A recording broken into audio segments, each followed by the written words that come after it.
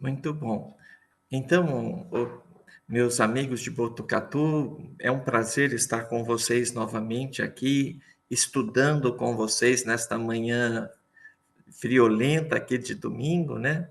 Mas sempre é um prazer, uma alegria estar com vocês e não fazendo palestra, nem fazendo estudo, mas estudando com vocês. Então, sempre uma alegria estar aqui, viu? Eu separei para o estudo desta manhã uma passagem do Evangelho segundo o Espiritismo, que está registrada no capítulo 10, item 9, que fala sobre o argueiro e a trave no olho. Então, a passagem, vou trazer primeiramente a passagem evangélica na íntegra, né? Que diz assim: Por que vês tu, pois, o argueiro no olho do teu irmão, e não vês a trave no teu olho? Ou como dizes a teu irmão: deixa-me tirar-te do teu olho o argueiro, enquanto tens no teu uma trave? Hipócrita, tira primeiro a trave do teu olho, então verás como hás de tirar o argueiro do olho do teu irmão. Uma passagem registrada pelo evangelista Mateus, no capítulo 7, versos de 3 a 5. E eu acho que Jesus não estava num bom dia quando ele proferiu essas palavras, não, porque ele já falou: hipócritas, porque tira a primeira trave do teu olho. Ele já estava de meio mau humor aí, né? Brincadeiras à parte, porque se tem algo que caracteriza Jesus, é exatamente o equilíbrio emocional, a mansuetude, a paz, né? Entendamos como argueiro um grânulo, um cisco, um grãozinho, né? Uma coisa bem pequena. E a trave, uma coisa, aquela viga de madeira que a gente chama, né? Aquela trave de futebol, que hoje é de ferro, mas antigamente era de madeira, então era um caibro, né? Era uma vigota bastante grande, bastante grossa. Então Jesus fala assim: por que que você vê o defeito do outro, que muitas vezes comparado ao seu é pequenininho, porque você fica pondo reparo no defeito do outro ou no comportamento do outro e não olha a si próprio, né? Olha que bacana, né? A gente, depois que lê essa passagem, a gente fala assim: bonita, né? Bonita. Mas se a gente parar para pensar, né? É uma baita chamada de atenção de Jesus. Por que que a gente fica... E isso era muito comum àquele tempo, dos fariseus criticando os samaritanos, os samaritanos criticando um criticava o outro. Só que ninguém tinha erro, ninguém tinha nada, né? Então só via o defeito alheio, né? É bem bacana. E isto, coisa interessante, né? Nós trazemos até os nossos dias atuais. É impressionante. Um dos caprichos da humanidade é ver cada qual o defeito alheio, né? E antes do seu próprio defeito, né? E aí nós nos deparamos com uma das maiores tragédias, um dos maiores dramas do ser humano. Nós temos uma inabilidade de conviver com a felicidade alheia. Antes de nós estarmos aqui, eu estava conversando nos bastidores com a Thelma, justamente também a respeito do julgamento, né? Quando a gente vê o comportamento alheio, nós estamos, na verdade, julgando a outra pessoa, né? Estamos falando: tá certo isso, tá errado aquilo lá e coisa e tal. Mas a primeira coisa é isso mesmo: nós deveríamos nos julgar antes de julgar ao próximo, né? E na conversa que eu estava tendo com a Thelma, ela falou assim: mas o julgar é também algo inerente a nós, espíritos, animais pensantes. Se nós pensamos, logo é natural que a gente julgue. E, não, e sabe de uma coisa? Eu respondi para ela: não há problema nenhum em julgar. e concordo com a Thelma, é isso mesmo. Esse é um comportamento inerente a nós, seres humanos, né? De pensar, de julgar. O grande senão é o que nós fazemos com este julgamento. Se o julgamento for um estímulo para nos enxergar, como disse Jesus, né? Ó, pô, olha primeiro a trave, o cisco grande que está no seu olho, tira primeiro o cisco grande, aquele que está mostrando aí para todo mundo, e depois você olha do seu irmão. Se neste julgamento nós fizermos nesse julgamento, se nós fizermos desse limão uma limonada para a nossa economia espiritual, excelente, excelente. O duro é quando nós fazemos o julgamento para denigrir, para expor o comportamento de alguém, sem contribuir em nada, nem para o outro que está sendo julgado, e nem para nós que estamos na condição de julgador. Aí não tá certo, não está correto, né? E quando julgamos e quando nós não temos uma justificativa plausível pelo comportamento do outro, né? E diante do sucesso do outro, essa é uma outra colocação que eu gostaria de fazer, gostaria de trazer, né? Não só o do julgamento, mas nessa questão que eu disse, nesse comportamento, que é uma verdadeira tragédia humana, que nós temos de não saber conviver com a felicidade alheia. Eu acho isso uma coisa bem importante. Por que nós ficamos felizes só quando nós somos o favorecido? Só como nós estivermos felizes? Porque a gente tem dificuldade de nos alegrar com a felicidade do outro, né? Então, nesta manhã, eu gostaria de fazer como proposta de estudo exatamente duas questões. Eu queria saber assim, por que é que nós temos dificuldade de conviver com a felicidade alheia? Primeira questão, eu gostaria de saber isto. O que nos impede de ficarmos felizes com o sucesso alheio? E a segunda coisa que eu queria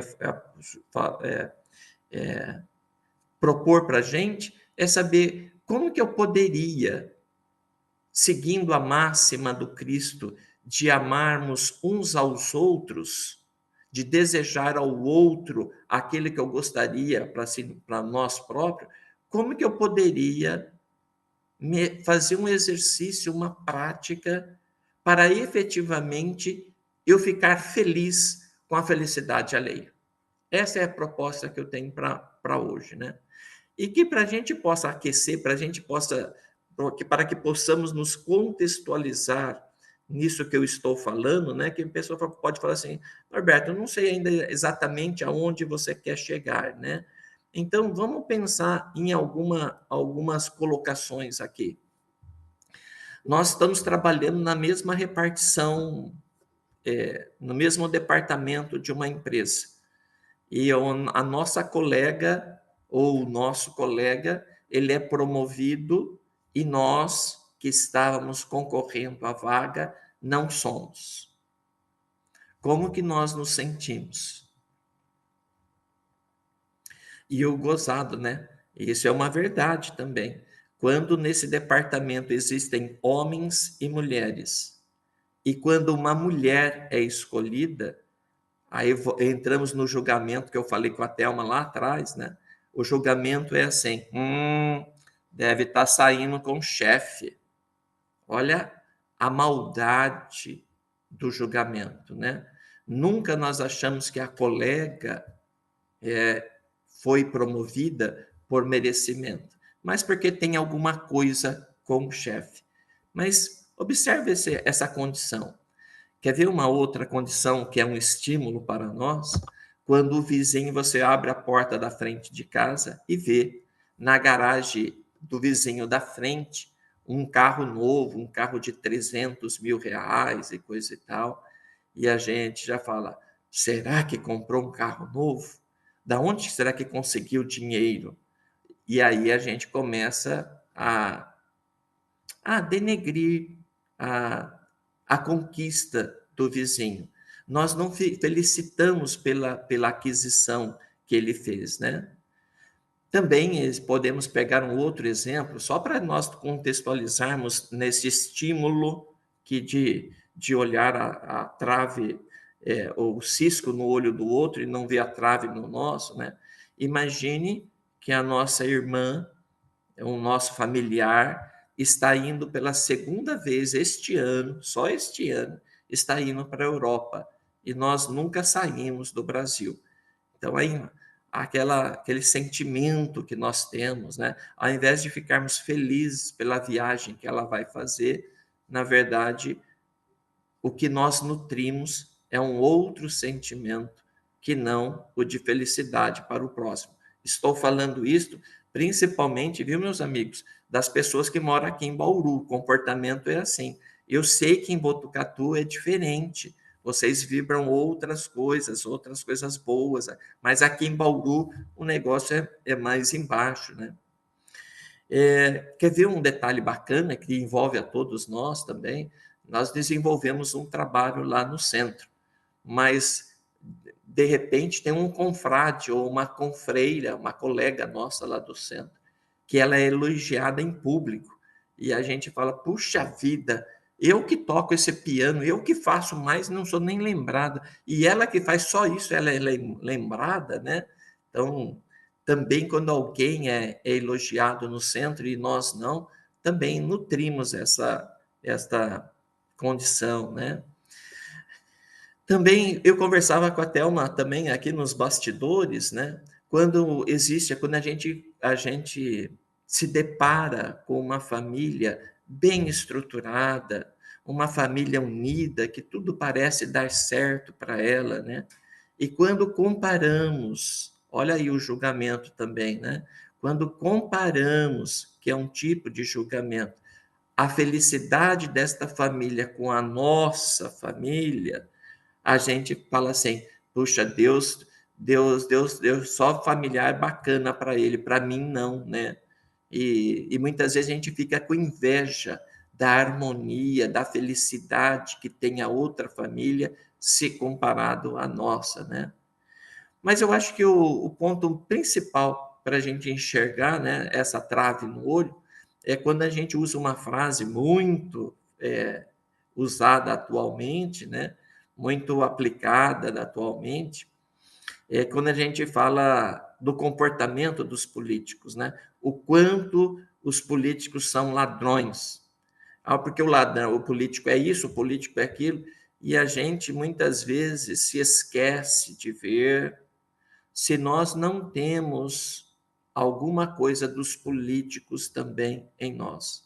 E eu costumo falar, né?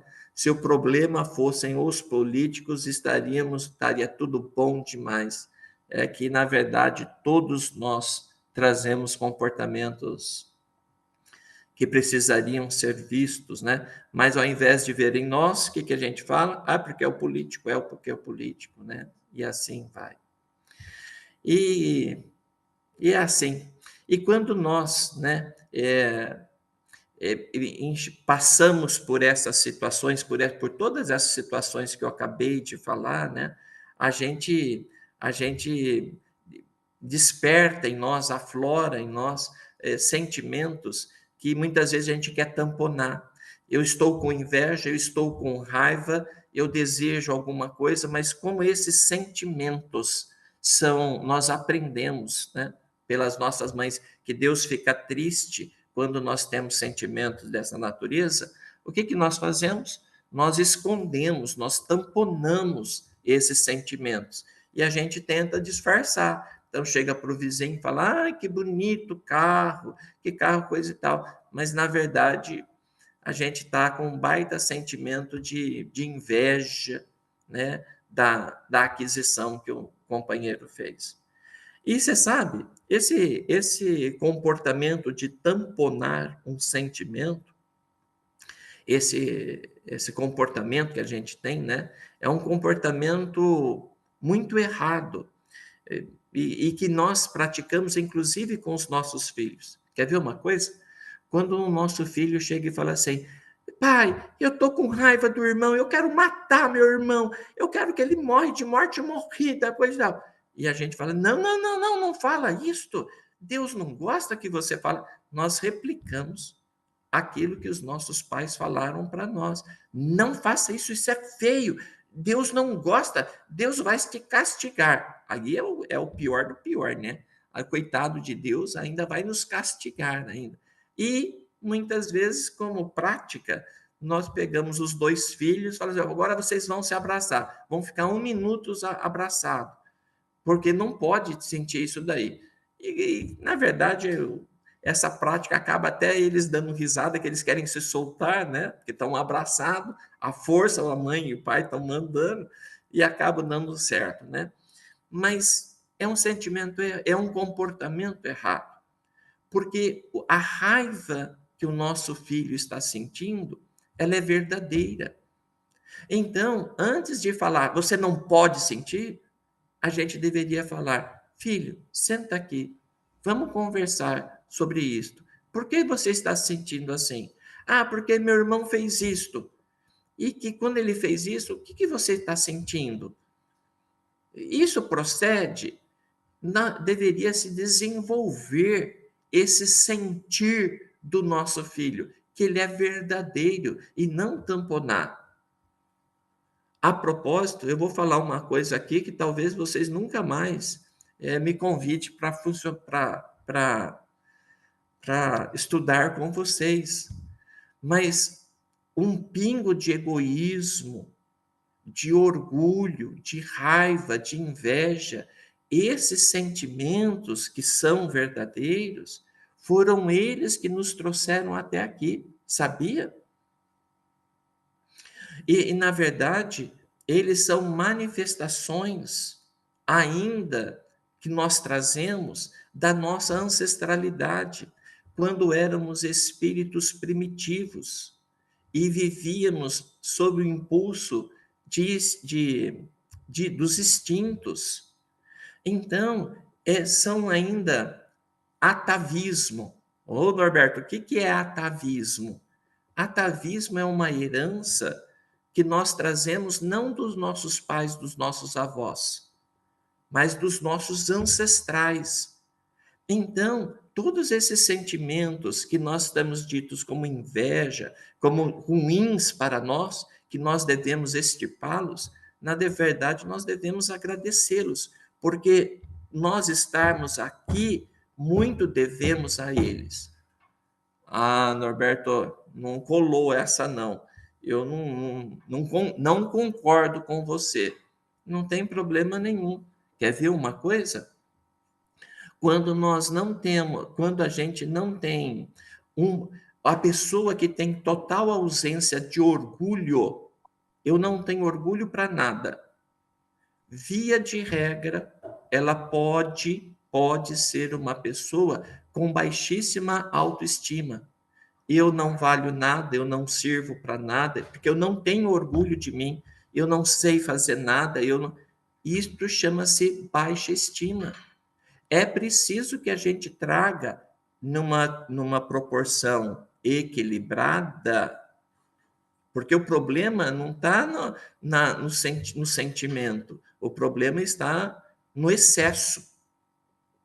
Então, o orgulho faz com que você tenha uma boa parcela de autoestima. A ausência de orgulho faz com que você talvez tenha zero de autoestima. Quando você tem egoísmo, você quer as coisas para si, isso te motiva a ter sonho. Puxa, eu também quero ter um carro igual o vizinho que eu falei. E isso te motiva a trabalhar, arrumar um jeito de enfrentar a vida, porque você quer fazer aquele carro do vizinho ou fazer a viagem que a sua irmã, que é o seu familiar vai fazer no exemplo que nós demos. Falar, eu mereço, eu também quero. Isto não é ser egoísta, que é verdade, é um egoísmo, porque é para mim, mas é em proporções salutares, né? Olha que bacana. O duro é quando é tudo para mim, sempre tudo para mim e nada para os outros. Aí o egoísmo é doentio. Aí o egoísmo é ruim. Mas é preciso que a gente enxergue que todos esses sentimentos, né, eles seguem aí uma trajetória importante para nós. Esses sentimentos, raiva, inveja, egoísmo. A raiva, por exemplo, é você falar: eu mereço, não faça assim comigo. Isso chama-se auto-amor. A raiva, em doses corretas, representa auto-amor. Nós precisamos pensar nisso. E a partir do momento que você enxergar isso daí, você tem uma convivência de alto amor, de compaixão para com você, mesmo quando você esteja vivendo esses sentimentos, né? Bem bacana.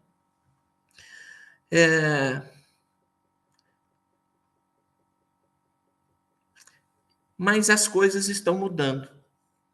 Hoje em dia, nós julgamos os outros, eu pelo menos vejo assim.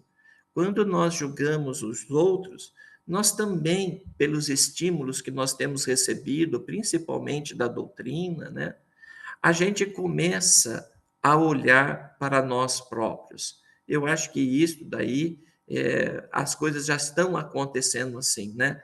E aí a gente começa a ver em nosso comportamento, né, o comportamento que nós falamos que só os políticos têm. Então, a subornar.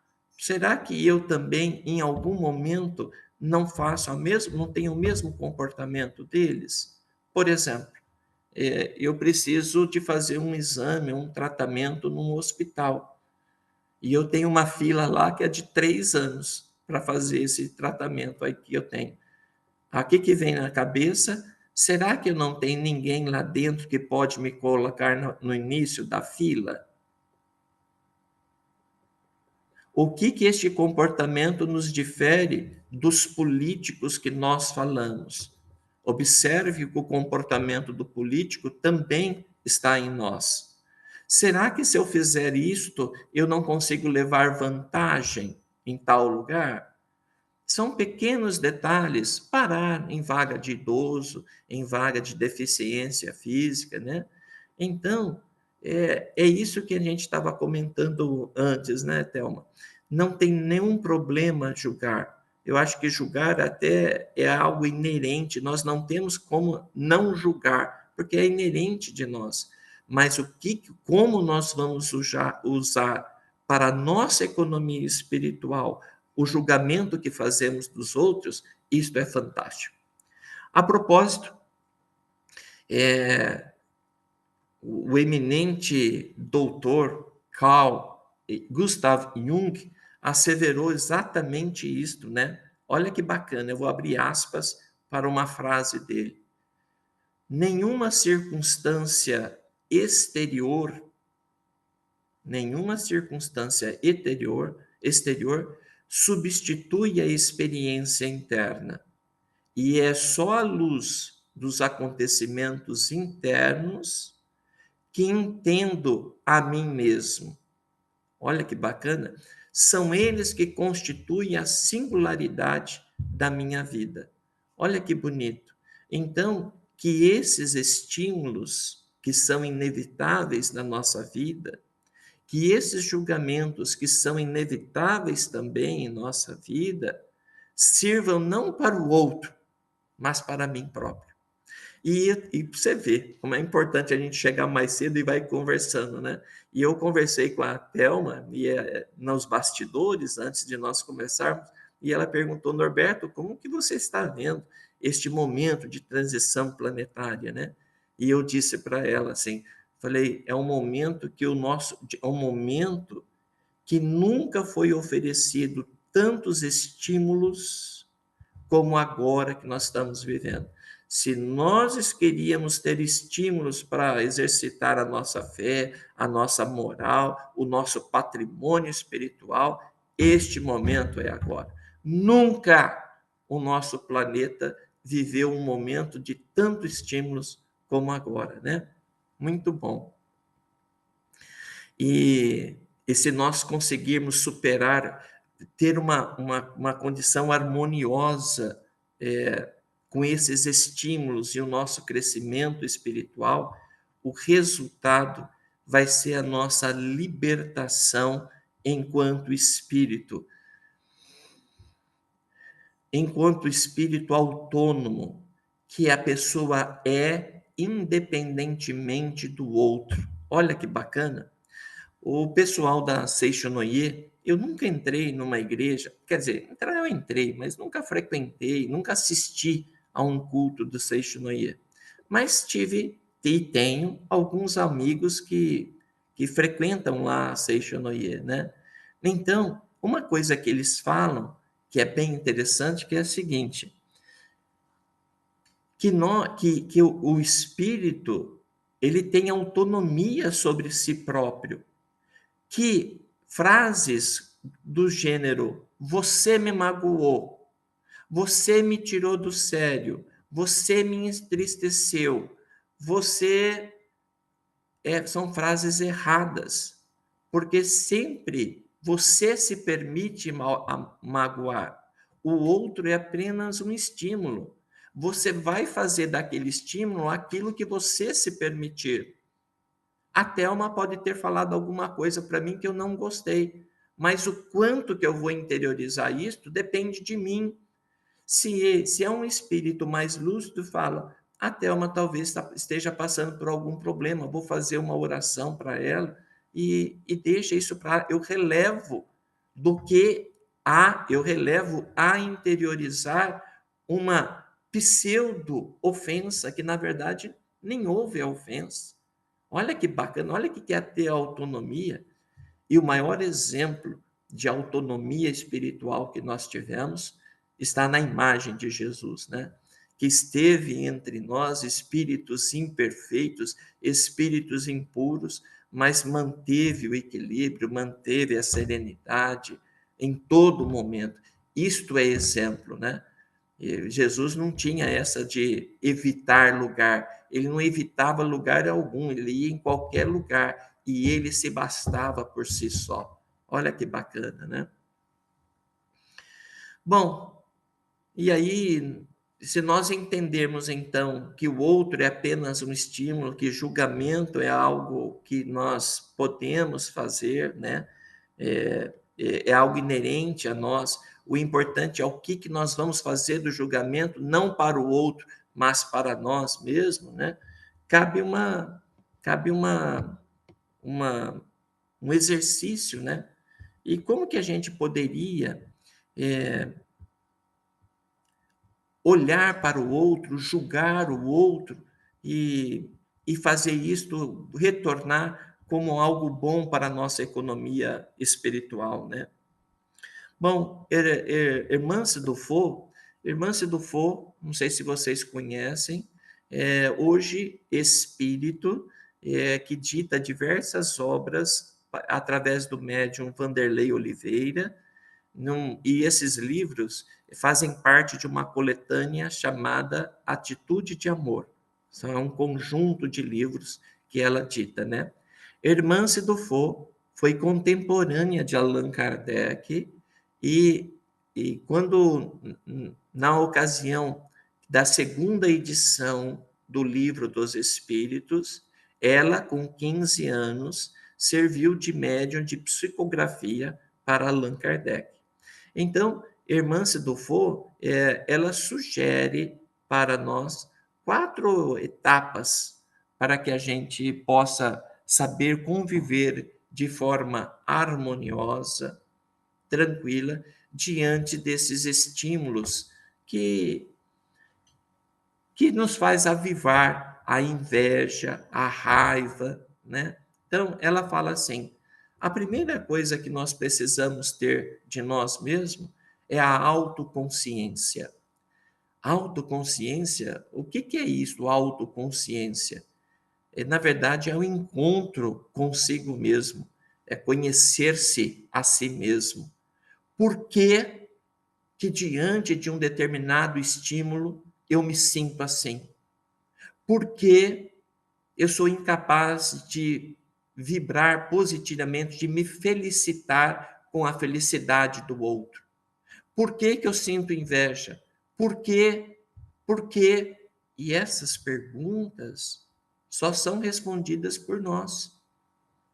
Só são respondidas por nós. Nós precisamos saber por que que diante de tal fato eu me comporto desse jeito.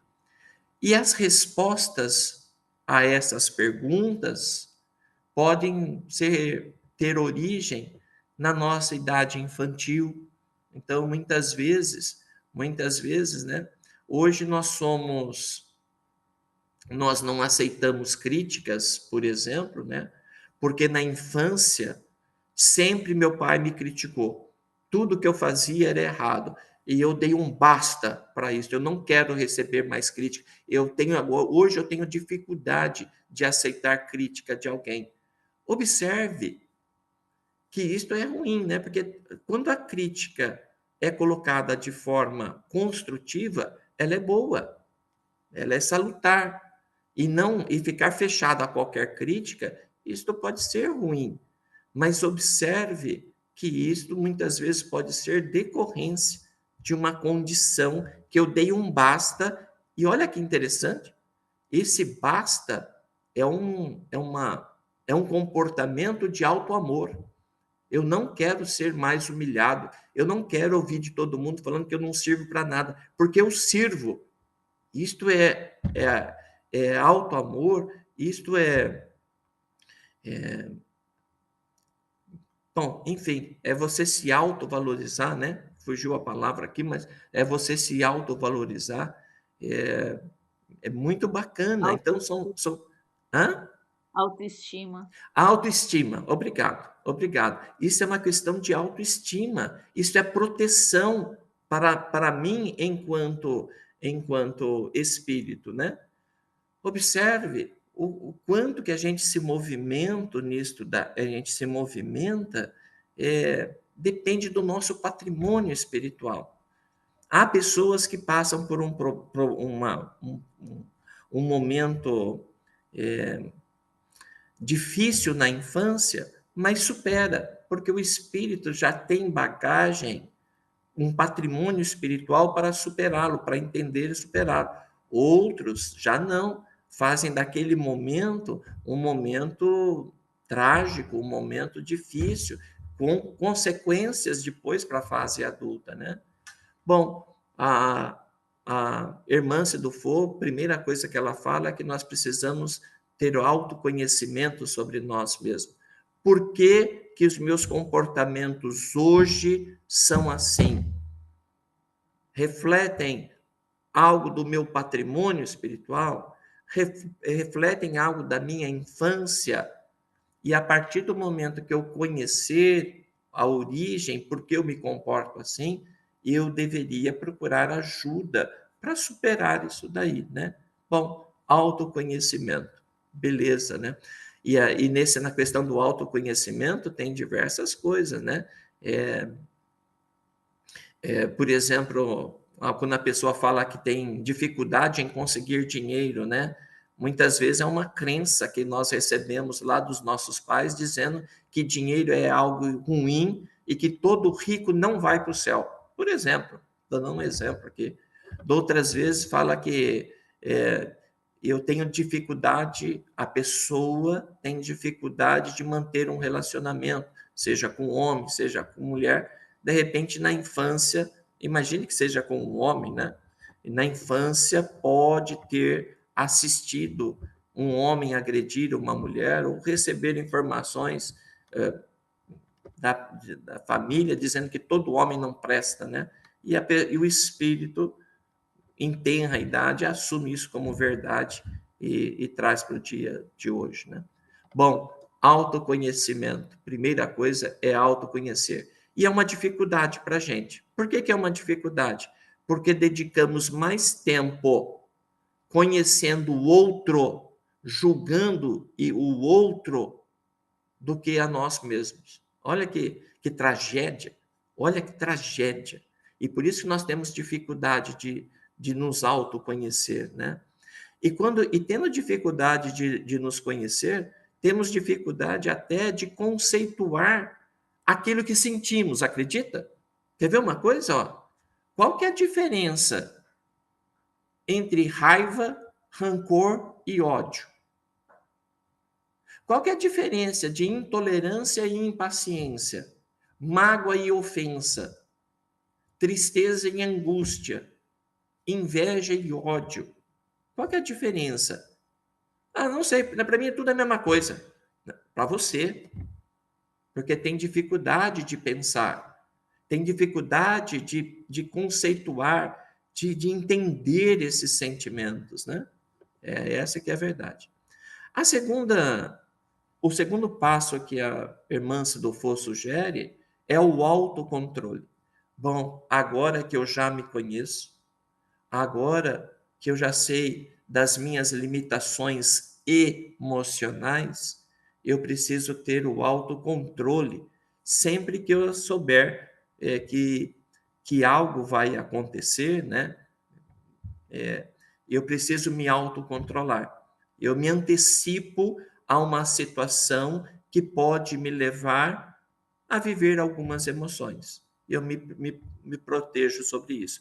E não é proteger de tamponar, de esconder, de interiorizar. Não, é um autocontrole de entendimento emocional. Então, a segunda coisa é a parte do autocontrole. A terceira coisa que ela sugere é a consciência social.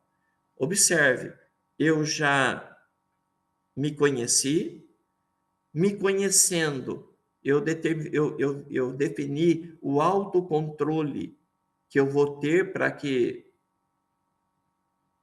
limite as minhas manifestações. Consciência social agora está no meu relacionamento com o outro. Esse autocontrole, eu preciso ter um autocontrole para me relacionar com os outros. Não exteriorizar, não magoar o outro por um sentimento que eu sinto, né? Isso é consciência social, já está envolvendo, isso envolve a empatia. É, a empatia. Empatia é se colocar no lugar dos outros. Se fosse você que fosse viajar para a Europa, se fosse você que tivesse comprado um carro novo, o que você gostaria que o seu parente, que o seu vizinho falasse para você? Coloque-se no lugar dos outros. Mais uma vez, a máxima de Jesus, de desejar ao próximo aquilo que você gostaria para ser contigo mesmo, né? E a quarta e última orientação que a irmã Sidofo faz é a renovação de atitudes com perseverança e alto amor. Você pode fazer tudo isso daí, mas às vezes você cai. Mas não tem problema, precisa de alto amor. Ninguém atinge a angelitude do dia para a noite. Vai devagar. E disso daí, eu tenho uma boa sugestão para fazer para vocês. Nessa mesma toada que nós temos uma habilidade enorme para julgar o outro e uma inabilidade para julgar a nós mesmos, uma outra habilidade fantástica que nós temos muito desenvolvida é de criticar o outro, mas nós temos uma inabilidade de elogiar. Então, se vocês querem mudar esta conduta, eu só queria compartilhar algo que eu trago para mim. O primeiro caminho, talvez, para a gente aprender a, a ficar feliz com a felicidade do próximo é através do elogio. E através do elogio, a coisa não precisa ser esperar um momento para elogiar. Puxa, Thelma, que óculos bonitos que você tem. Puxa, Thelma, como é que chama isso daqui? Scarf? Não sei como chama em português esse negócio Acho que é E-Sharp que você está querendo falar. Não, Scarpe em inglês é isso daí que você pôs na mão. Isso daí em inglês chama Scarpe, que não sei como que chama Também em... não. Ah, é isso daí. Então, É um tricô que a gente fez, assim, para esquentar. é. Então fala, puxa, olha que bonito, deve ser quentinho. Puxa, Thelma, parabéns pela sua colocação lá no centro, eu achei muito oportuna. Puxa, são elogios bobos, bobos assim, não precisa, são verdadeiros, mas não precisa ter grandes realizações. São elogios não bobos, eu usei uma expressão errada, despretensiosos. Puxa, Thelma, que brinco bonito, que óculos bonito, olha como ficou bom o seu penteado, parabéns. Pensem na semana que passou, quantas críticas nós fizemos e quantos elogios nós fizemos. Ô, esposa, olha como tá boa, que comida gostosa, né? No Dia dos Namorados, vivemos agora o Dia dos Namorados. Quantas pessoas falaram parabéns pelo Dia dos Namorados? E quantas pessoas efetivamente fizeram uma declaração no íntimo de amor, de reconhecimento pela namorada, que pode ser a namorada aí de 60 anos, de 80 anos, né? Mas como que esse elogio acontece? E eu vou pedir licença para vocês para contar uma história. Quando eu falo assim que eu estou compartilhando com vocês mesmo uma atividade, eu queria contar uma história onde eu estive envolvido. Eu trabalhava numa multinacional aqui na região de Bauru, e quando eu trabalhava lá, eu era visitado por um senhor, também de uma empresa multinacional, que trabalhava com equipamentos industriais. E ele me visitava de tempo em tempo e falava: Norberto, você está precisando de alguma coisa? E eu falava: puxa, eu tenho um processo que eu preciso automatizar, e o processo tem que fazer assim, assim, papapá, eu quero que ele faça isso, eu quero que ele faça aquilo. Eu falava para ele das minhas necessidades. E ele falava: rapaz, eu tenho um equipamento que faz isso. Eu vou trazer aqui, nós vamos instalar, nós vamos parametrizar juntos, e se funcionar, você me paga o equipamento. Se não funcionar, você me devolve. Tá combinado? Pô, tá ótimo, fulano de tal. Pode trazer aí que vamos fazer esse trabalho juntos. E assim foi por anos a fios. As principais realizações que eu fiz nessa empresa foram muito devidas a esse senhor, que ele não ganhava nada. Se eu comprasse dele R$ 1, ou se eu comprasse dele R$ 1 bilhão, ele não ganhava nada, ele era só um promotor de produtos. Bom, ótimo. Teve um dia à noite que eu, acessando o computador de casa, eu fui acessar a empresa onde esse meu amigo trabalhava, procurando software de engenharia, software para baixar lá e coisa e tal. E nessa noite eu vi no menu lá um menuzinho chamado Fale com o Presidente. É de uma multinacional. E eu então fiz uma carta despretensiosa, parabenizando a atuação deste profissional que muito estava me ajudando. E eu usei o seguinte termo na carta, que ele fazia um trabalho singular, ímpar na região. E mandei para o presidente da empresa. Pronto, acabou a história. Passaram-se 2, 3 meses, eu não lembrava mais disso. Recebi a visita desse meu amigo lá, promotor lá, que me ajudava. E conversa vai, conversa vem. Ele falou assim: Norberto, você mandou uma carta para a empresa? Quase falando o nome aqui da empresa, né? Na verdade, era a Siemens, uma empresa multinacional alemã. Você mandou uma carta para lá? Falei: não, eu não mandei. Você tem certeza que você não mandou um e-mail para lá e coisa e tal? Falei: não. Para vocês verem, eu não me lembrava de ter enviado o e-mail. Falei: não, não enviei nada. Ele falou, porque eu recebi uma carta do presidente da minha empresa dizendo que você me elogiou, papai, que você mandou uma carta. Falei, rapaz, agora eu estou lembrando, te prejudicou? Putz, você vai me desculpar, eu não lembrava nem que eu tinha enviado o e-mail e coisa e tal. Não, não, foi tudo bem, mas eu não. Eu falei, olha, eu não lembrava. Você perguntou para mim, eu falei não, porque eu não lembrava que eu tinha feito isso, mas eu fiz. Ele falou, puxa, Norberto, obrigado, papapá, papapá. Acabou a história.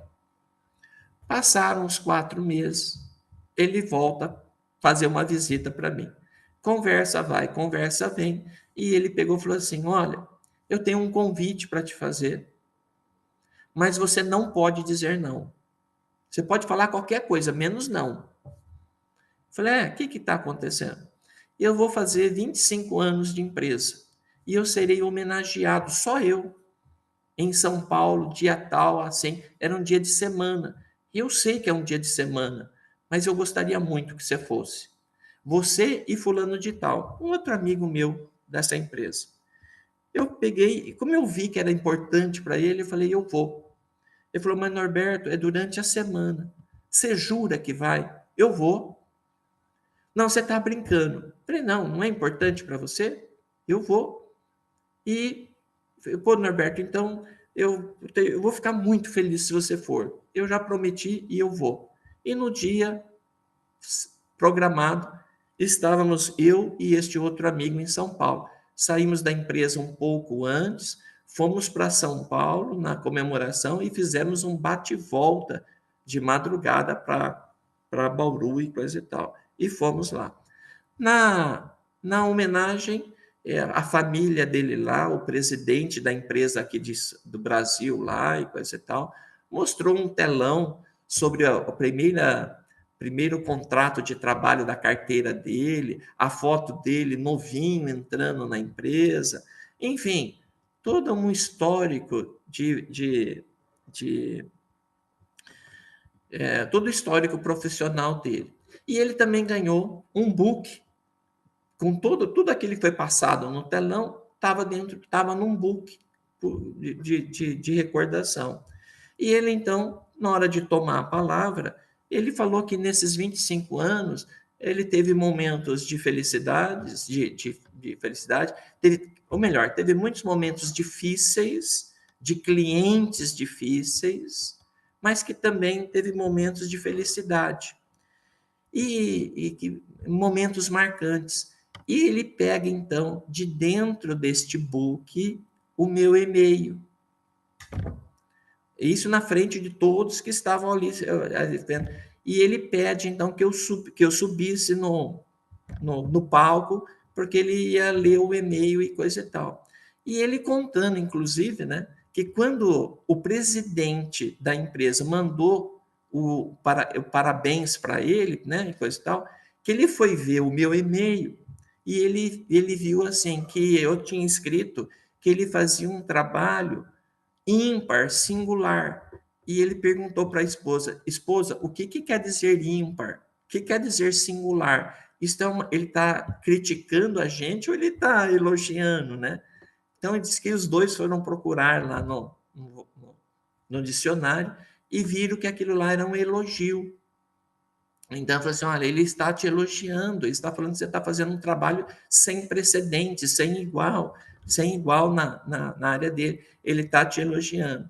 E ele então saca o meu e-mail, me apresenta para todos lá, agradece, coisa e tal.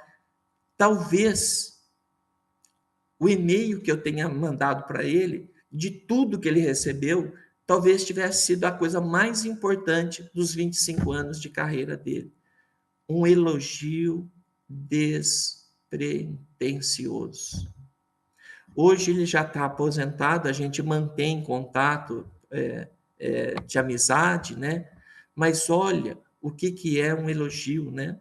Então, nesta fase, nesse aspecto de nós olharmos o argueiro no olho do outro, o pequeno defeito em detrimento ao nosso grande, que a gente possa transformar este olhar procurando o lado luminoso do outro, não o lado escuro que todos nós trazemos, mas o lado luminoso.